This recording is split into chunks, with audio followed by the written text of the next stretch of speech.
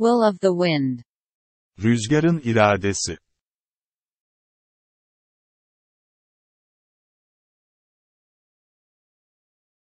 Mrs. Hackett found her in her bedroom crying.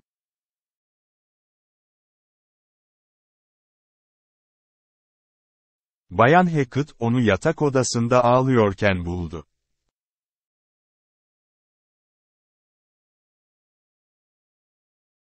She stood in doorway and said seriously, "I came in to borrow some sugar, Sylvia."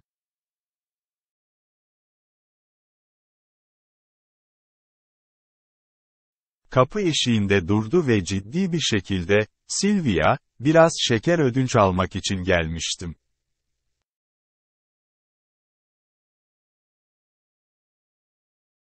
The door was open, so I just walk in.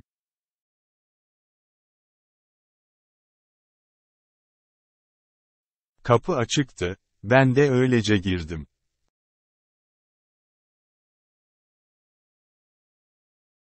Now what's on earth's wrong with you?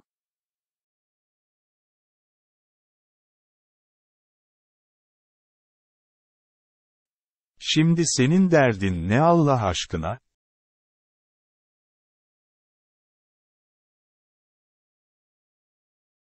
Sylvia sat up and dried her eyes.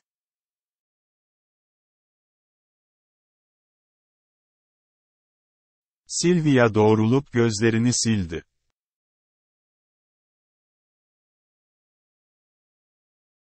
Her skirt was wrinkled and her black hair hung in disorder over her forehead.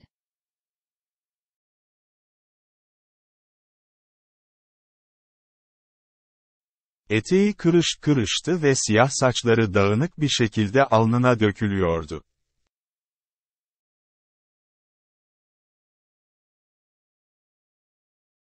A pin had come out of her imitation lace collar and it had fallen down to catch in the little red buckle at her waist.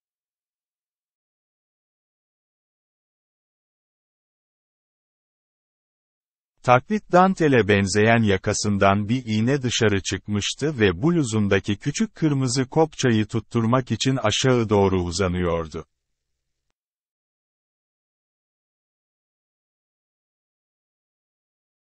She said shakily, "Hello, Mrs. Hackett. Nothing."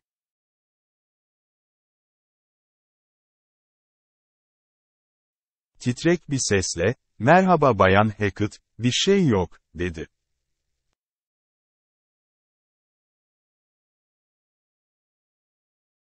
Mrs. Hackett drew down the corners of her mouth.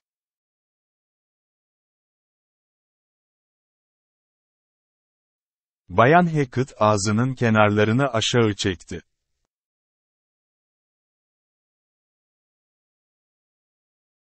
Nothing, indeed.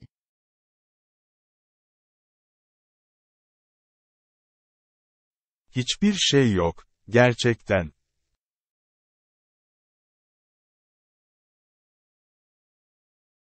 It's because of Chip wanting leave here and go to Canton. Isn't it? Of course it is.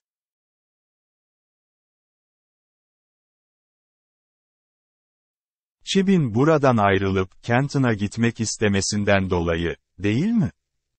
Tabii ki öyle.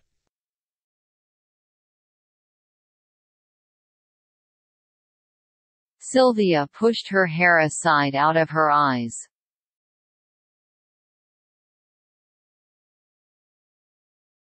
Sylvia saçlarını gözünün önünden çekti.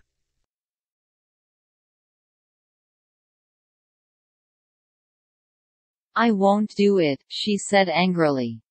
"I won't."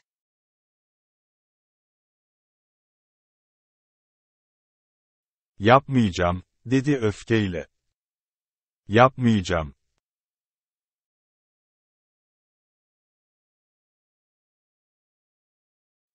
Mrs. Hackett said sourly.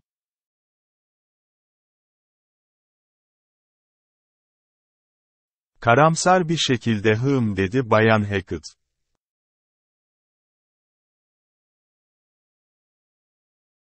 "A boy's will is the wind's will."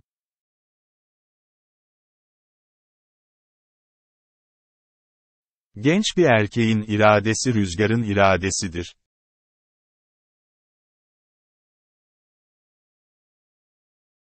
That's a poem.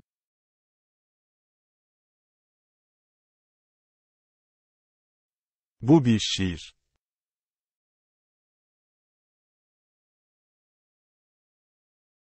It's the truest thing in the world.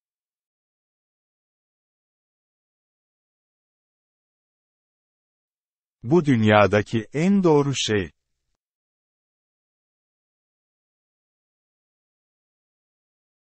It doesn't do any good to fight against it.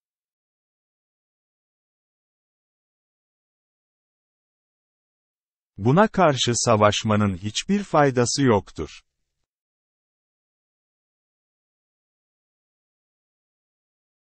Remember that and you'll have it easier.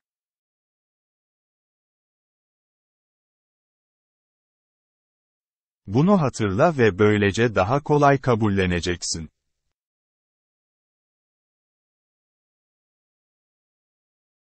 I won't do it.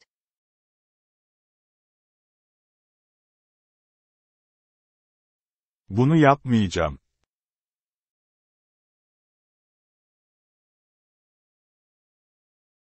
I won't move around to one mill after another all my life, and never have anything, no home, and no nothing. I won't.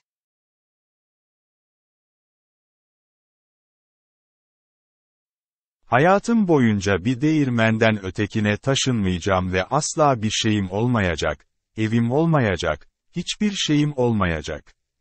Yapmayacağım.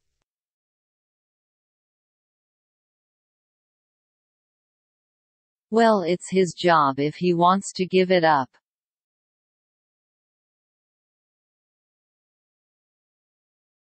Vazgeçmek istiyorsa bu onun işi.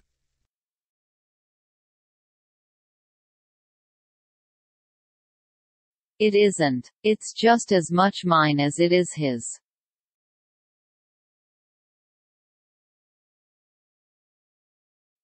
Öyle değil. Onun olduğu kadar benim de.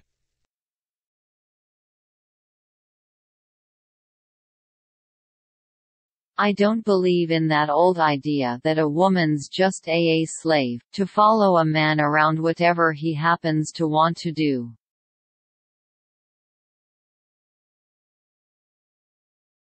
Bir kadının sadece bir köle olduğu, bir erkeği canı ne isterse onun peşinden koştuğu şeklindeki o eski fikre inanmıyorum.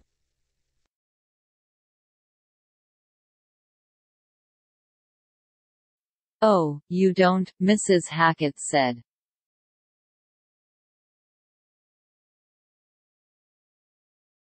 O bilmiyorsun, dedi Bayan Hackett.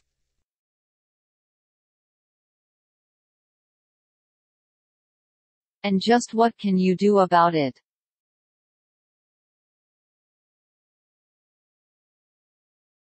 Peki bu konuda ne yapabilirsin?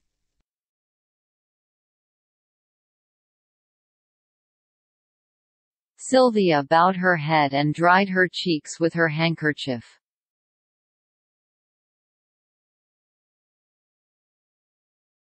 Sylvia başını öne eğdi ve yanaklarını mendiliyle kuruladı.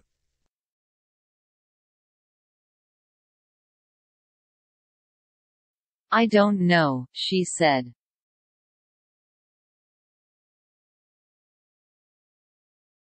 Bilmiyorum, dedi.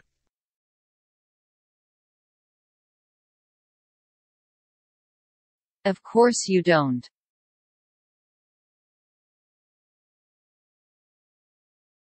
Elbette bilmezsin.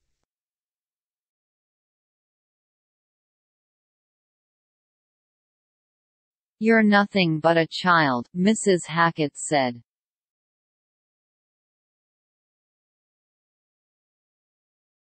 Sen bir çocuktan başka bir şey değilsin dedi Bayan Hackett.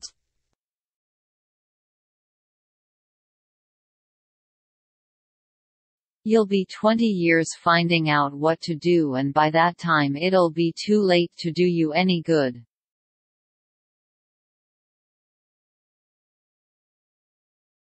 20 yıl sonra ne yapacağını öğreneceksin ve o zamana kadar sana bir iyilik yapmak için çok geç olacak.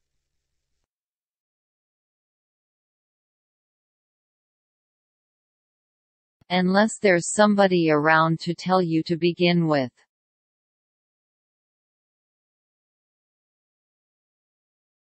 Başlamak için etrafta sana söyleyecek biri olmadığı sürece.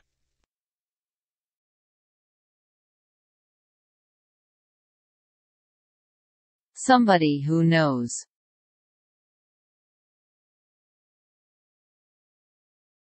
Bilen biri.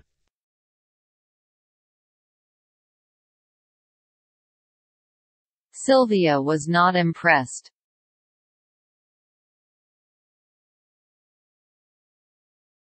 Sylvia etkilenmemişti.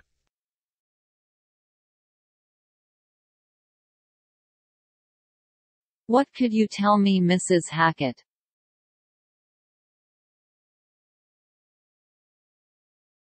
Bana ne söyleyebilirsiniz Bayan Hackett?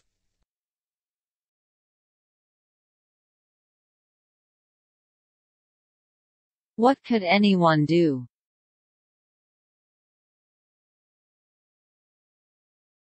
Kim ne yapabilir ki?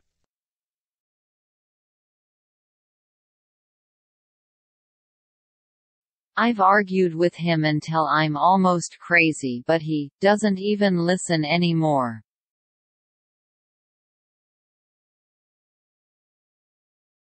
Neredeyse delirene kadar onunla tartıştım ama o artık dinlemiyor bile.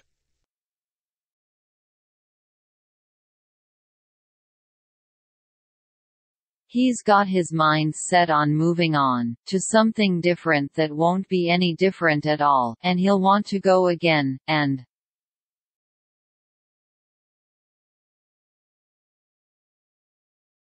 Taşınmayı kafasına koymuş, hiç de farklı olmayacak farklı bir şeye gitmeye kararlı ve tekrar gitmek isteyecek ve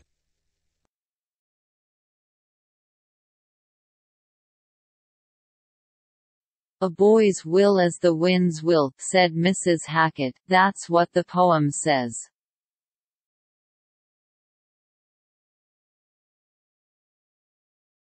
Genç bir erkeğin iradesi rüzgarın iradesidir, dedi Bayan Hackett, şiirin söylediği bu.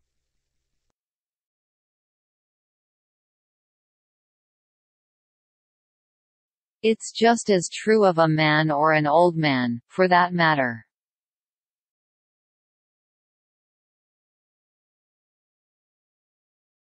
Bu konu, bir erkek ya da yaşlı bir adam için de aynı derecede doğrudur.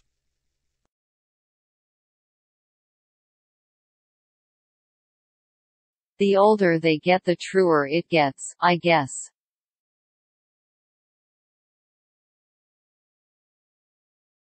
Yaşlandıkça daha da doğru oluyor sanırım.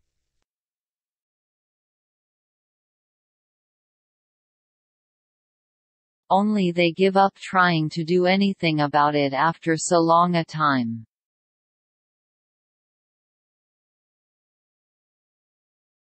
Ancak bu konuda bir şeyler yapmaya çalışmaktan çok uzun zaman sonra vazgeçerler.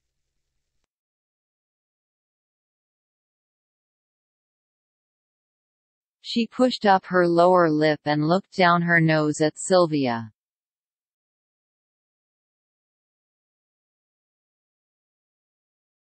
Alt dudağını yukarı kaldırdı ve burnunun ucundan Sylvia'ya baktı.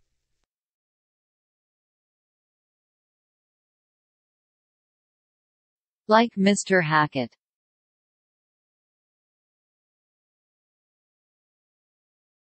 Bay Hackett gibi.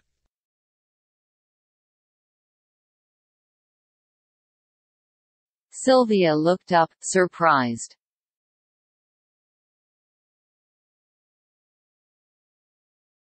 Sylvia şaşkınlıkla yukarı baktı.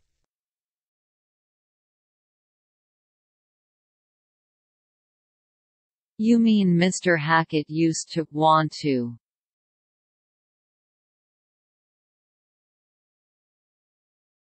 Yani Bay Hackett eskiden yapmak istedi.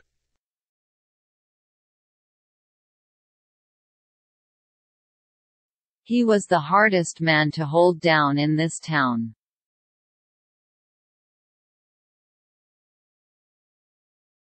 Bu kasabada zapt edilmesi en zor adam oydu.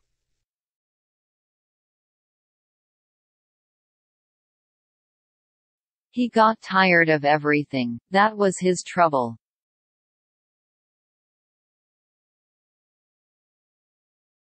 Her şeyden bıkmıştı, bu onun derdiydi.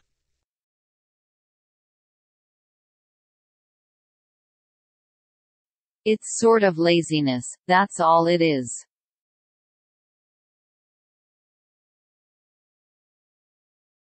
Bir çeşit tembellikti, hepsi bu.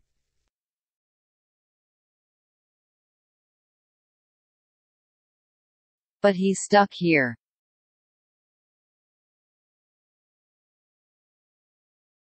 Fakat, burada sıkıştı.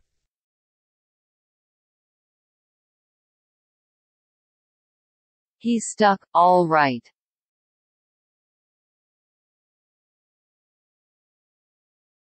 Sıkıştı, tamam.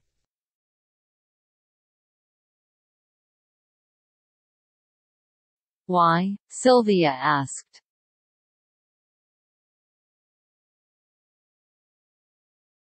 Neden? Diye sordu Sylvia.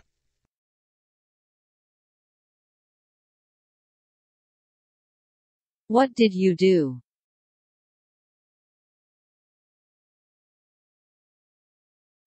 Ne yaptınız ki?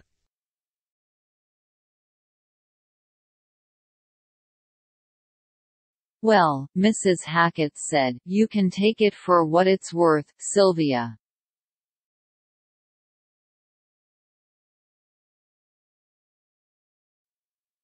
Dedi Bayan Hackett, değeri neyse onu alabilirsin, Sylvia.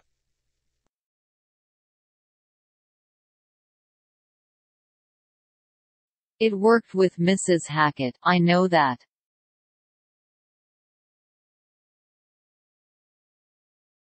Bay Hackett ile işe yaradı, bunu biliyorum.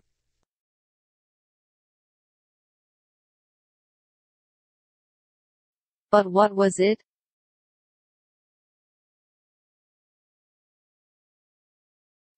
Fakat o neydi?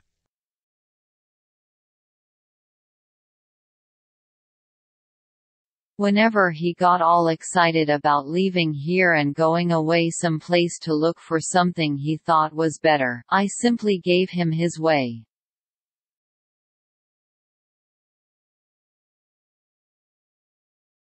Ne zaman buradan ayrılma ve daha iyi olduğunu düşündüğü bir şeyi aramak için bir yere gitme konusunda heyecanlansa, ona sadece yolunu verdim.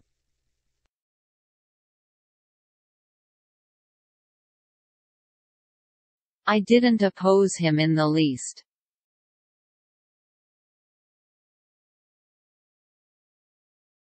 En azından ona karşı çıkmadım.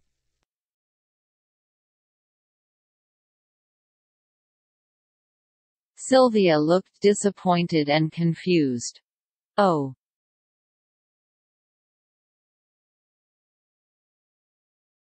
Sylvia hayal kırıklığına uğramış ve kafası karışmış görünüyordu. Ya.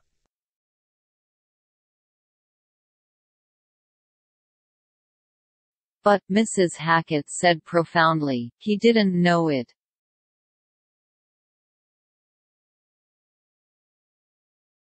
Ama, dedi Bayan Hackett derin bir sesle, bunu bilmiyordu.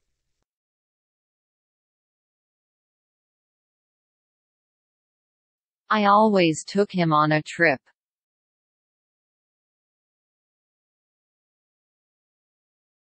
Onu her zaman bir yolculuğa çıkardım.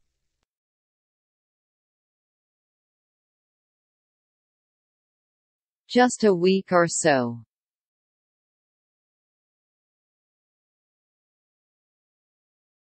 Sadece bir hafta veya biraz fazla.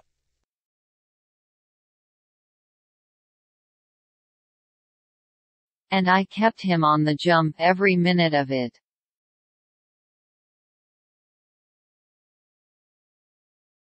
Ve onu her dakikasında meşgul ettim.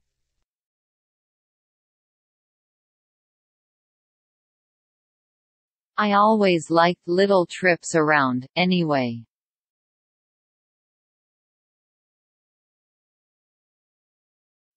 Zaten her zaman küçük gezileri sevdim.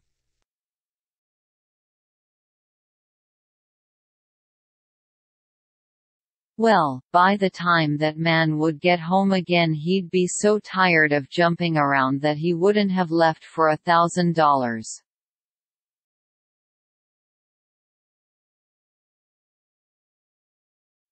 Yani, tekrar eve döndüğü zaman o etrafta dolaşmaktan o kadar çok yorulacaktı ki $1,000 için bile gitmezdi.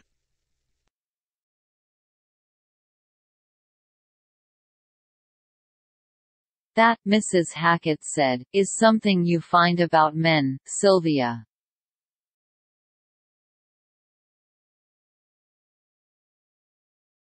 Bu dedi Bayan Hackett, senin erkekler hakkında öğrendiğin bir şey, Sylvia.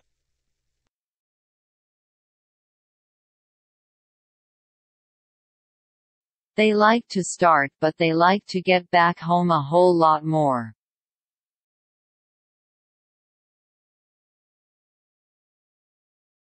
Onlar başlamaktan hoşlanır ama eve geri dönmeyi çok daha fazla seviyorlar.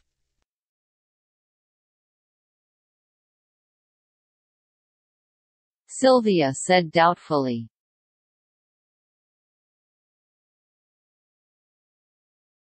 Sylvia tedirgin olarak konuştu.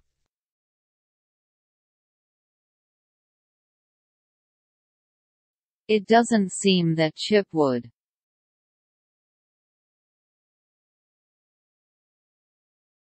Chip öyle görünmüyor.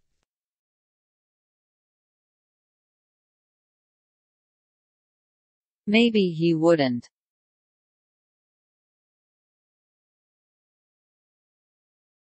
Belki yapmaz.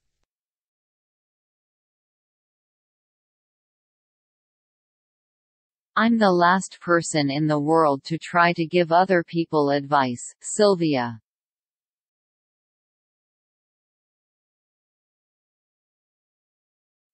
Dünyada diğer insanlara öğüt verecek son kişiyim, Sylvia.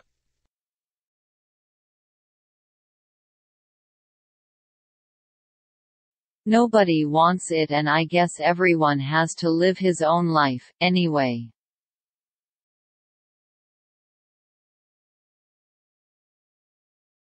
Kimse istemez ve bence herkes yine de kendi hayatını yaşamak zorundadır.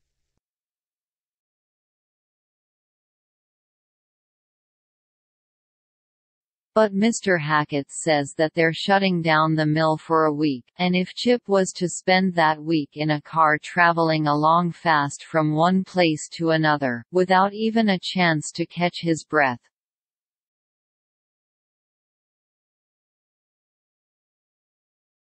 Fakat Bay Hackett değirmeni bir haftalığına kapatacağını söylüyor ve eğer Chip bu haftayı bir şehirden diğerine hızlıca, hatta nefes almasına bile fırsat vermeden arabayla yolculuk yaparak geçirirse,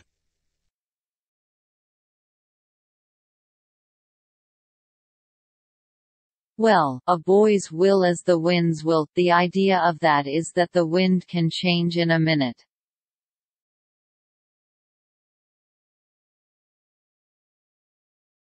genç bir adamın iradesi, rüzgarın iradesidir, rüzgarın bir dakika içinde değişebilmesidir.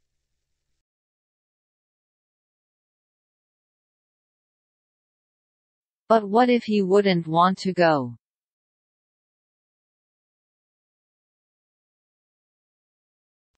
Ama ya gitmek istemezse?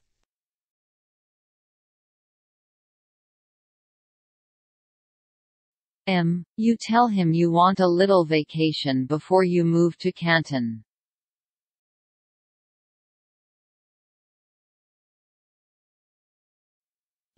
Sen ona Canton'a taşınmadan önce ufak bir tatile çıkmak istediğini söyle.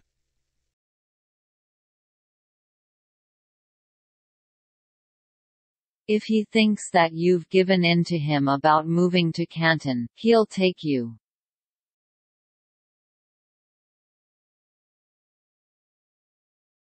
Eğer senin Canton'a taşınma fikri hakkında ona boyun eğdiğini düşünürse, seni götürecektir.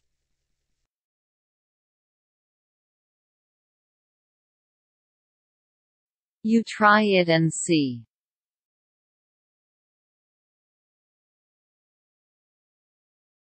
Dene ve gör.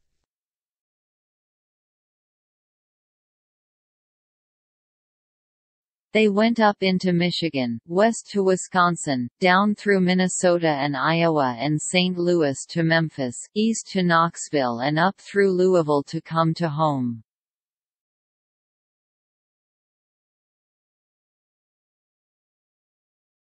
Michigan, batıdan Wisconsin'e, Minnesota ve Iowa ve St. Louis'den Memphis'e, doğuya Knoxville ve eve gelmek için Louisville'e gittiler.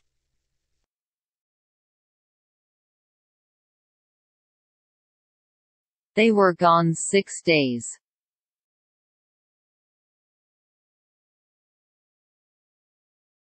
Altı günlüğüne gitmişlerdi.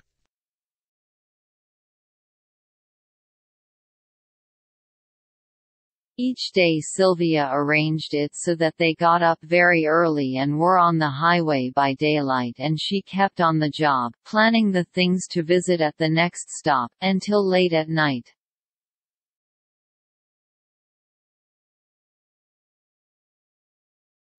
Sylvia her günü, çok erken kalkıp şafakta otoyolda olacakları şekilde ayarladı ve işe devam etti, gece geç saatlere kadar bir sonraki durakta ziyaret edilecek şeyleri planladı.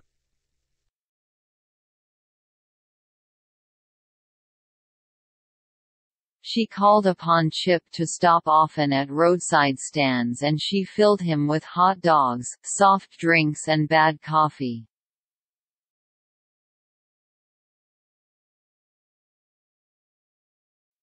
O, Chip'e sık sık yol kenarındaki büfelerde durmasını söyledi ve onu sosisli sandviç, alkolsüz içecekler ve kötü kahve ile doldurdu.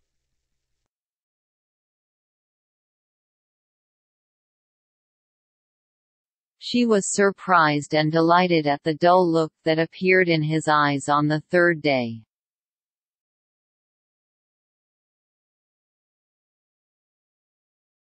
Üçüncü gün onun gözlerinde görünen donuk bakışlara şaşırdı ve çok mutlu oldu.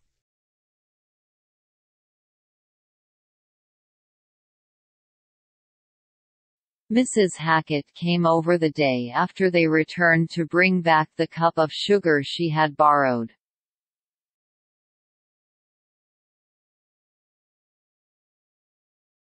Döndüklerinin ertesi günü Bayan Hackett ödünç aldığı şekeri geri vermek için çıka geldi.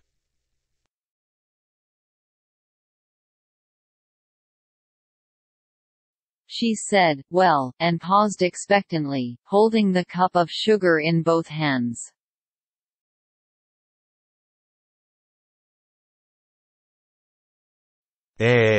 Dedi ve her iki eliyle şeker kabını tutarak sabırsızlıkla bekledi.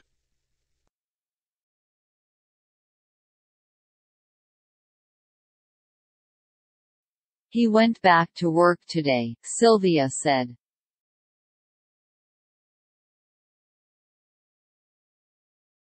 Bugün işe geri döndü dedi Sylvia.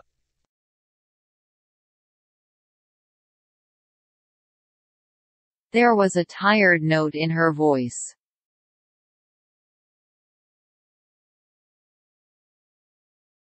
Sesinde yorgun bir ton vardı.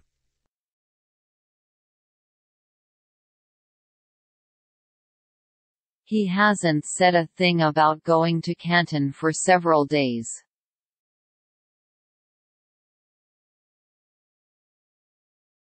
Birkaç gündür Canton'a gitmekle ilgili tek kelime etmedi.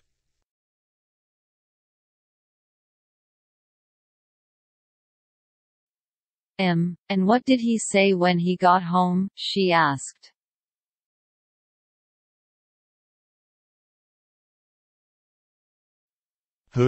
Peki eve geldiğinde ne söyledi, diye sordu.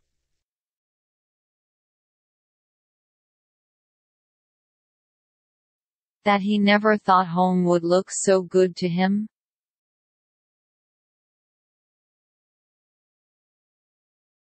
Evin ona bu kadar güzel görüneceğini hiç düşünmemiş.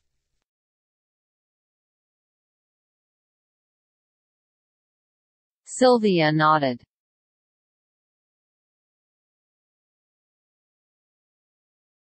Sylvia başını salladı.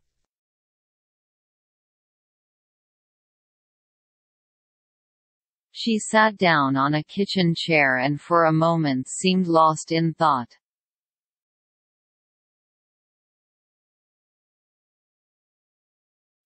Mutfak sandalyesinin birine oturdu ve bir an için düşüncelere dalmış gözüktü.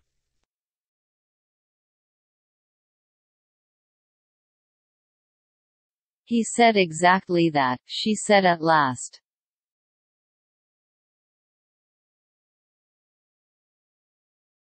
Aynen öyle söyledi. Dedi en sonunda.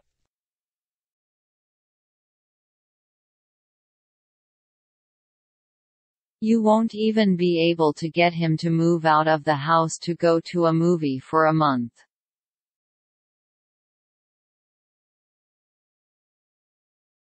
Bir ay boyunca onu sinemaya gitmek için bile evden çıkaramayacaksın.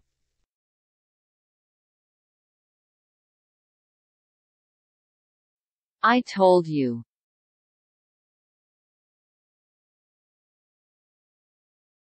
Sana söylemiştim.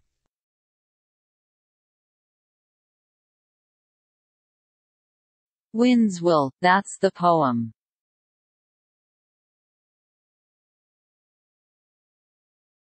Rüzgarın iradesi, işte şiir bu.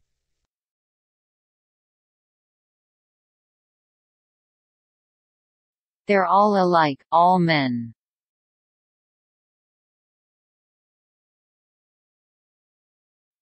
Hepsi birbirine benziyor. Bütün erkekler.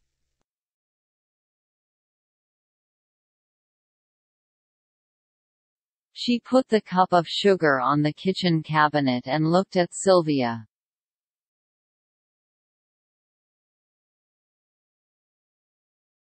Şeker kasesini mutfak dolabına koydu ve Sylvia'ya baktı.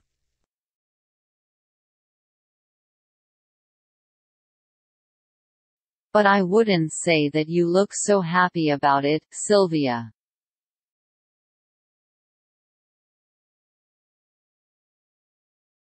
Ama bundan pek mutlu göründüğünü söyleyemem, Sylvia.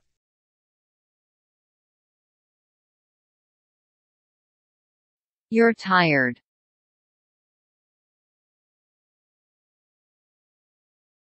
Yorgunsun.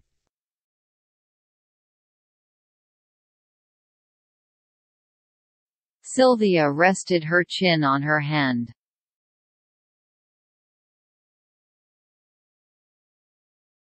Sylvia çenesini eline dayadı.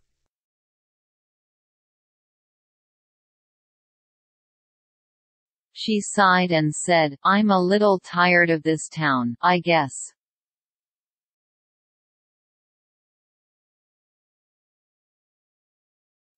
İçini çekti ve, sanırım bu kasabadan biraz sıkıldım.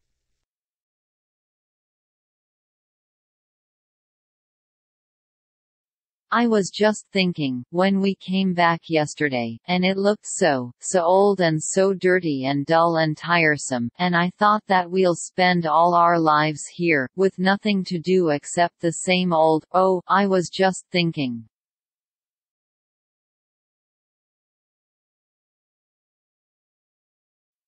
Düşünüyordum da, dün geri döndüğümüzde ve çok eski, çok kirli, donuk ve yorucu ve tüm hayatımızı burada geçireceğimizi düşündüm. Aynı eski amağın, sadece düşünüyordum.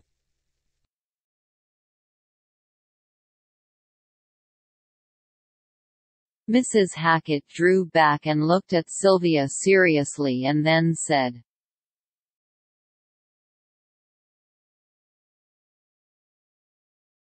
Bayan Hackett geri çekildi ve ciddi bir şekilde Sylvia'ya baktı ve konuştu.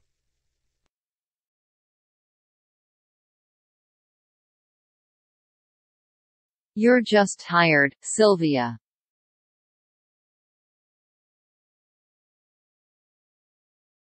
Sadece yorgunsun, Sylvia.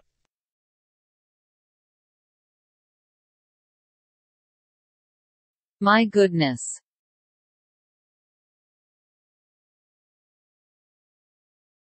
Aman Tanrım.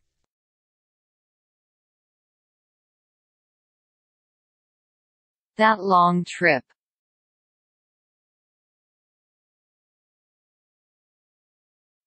O uzun yolculuk.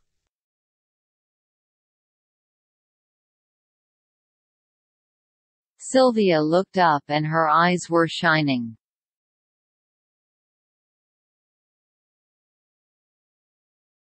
Sylvia başını kaldırıp baktı, gözleri parlıyordu.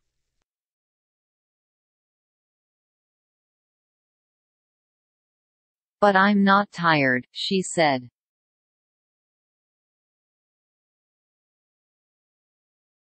Ama yorgun değilim, dedi.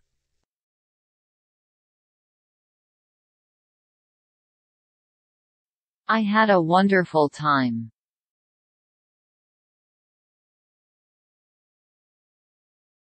Harika vakit geçirdim.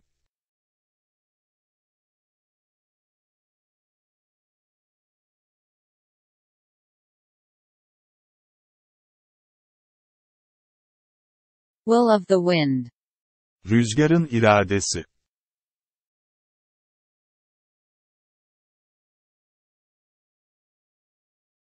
William Brandon.